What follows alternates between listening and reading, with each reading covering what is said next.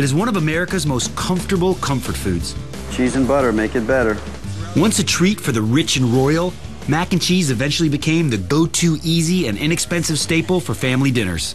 It's the color that you remember, but the taste is even better than what you had as a kid. Whether made with gourmet add-ins, 2 different mushrooms, each giving a textural purpose, or just powdered orange cheese from a blue box, this childhood favorite is adored by diners of all ages.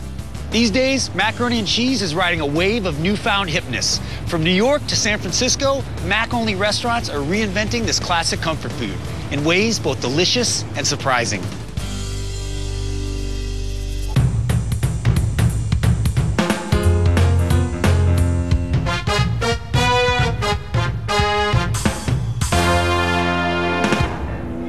When times get tough, the tough turn to comfort foods. Nowhere is that more evident than on Wall Street, where embattled bankers and traders are looking to fortify themselves with the ultimate comfort food, mac and cheese. But not just any old mac and cheese.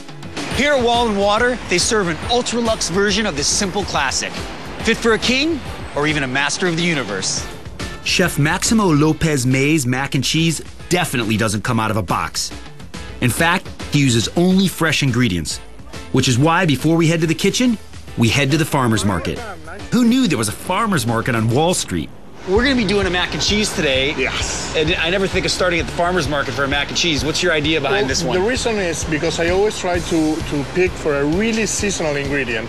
Like for example, here we have some hen of the woods. I really like these mushrooms.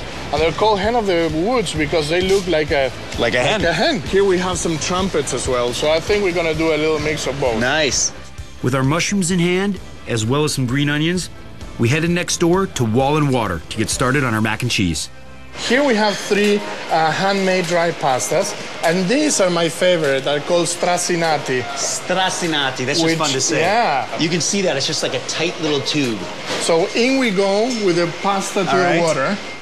The exact origins of mac and cheese are unknown, but the oldest medieval cookbook, the 14th century Liber de Coquina, includes a recipe for pasta and cheese casserole called de lasagne.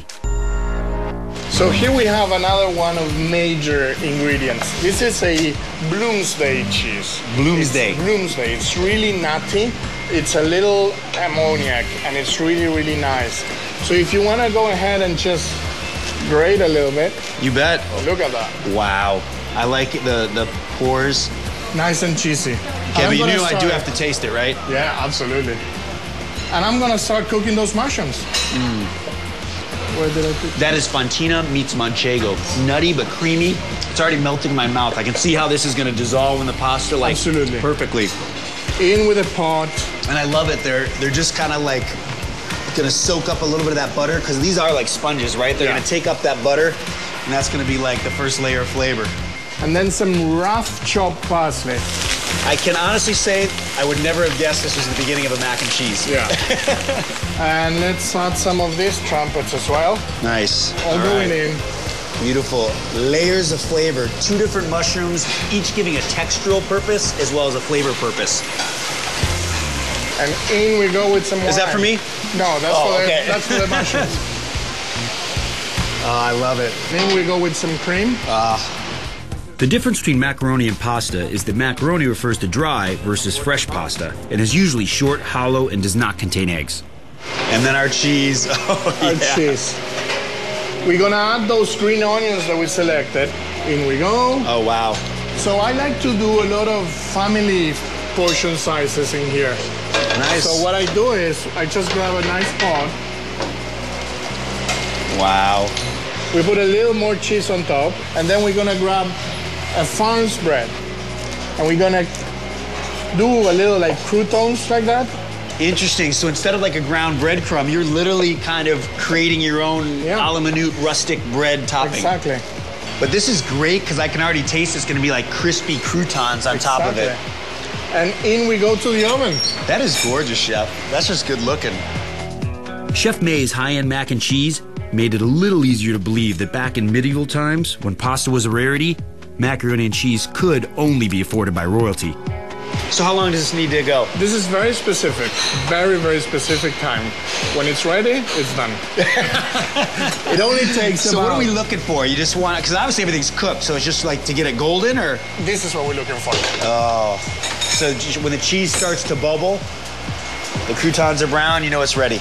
Exactly. Because everything's cooked, obviously. And I love the way you put the scallions on top because they've just kind of wilted, kind of like a warm wilted salad right on top. With our farm-to-table mac and cheese out of the oven, it was finally time to taste it. Wow. And you still got the integrity, it's like, of the mushrooms. I love it the way you stopped before they collapsed completely. Unique ingredients, simply treated, make a nice dish.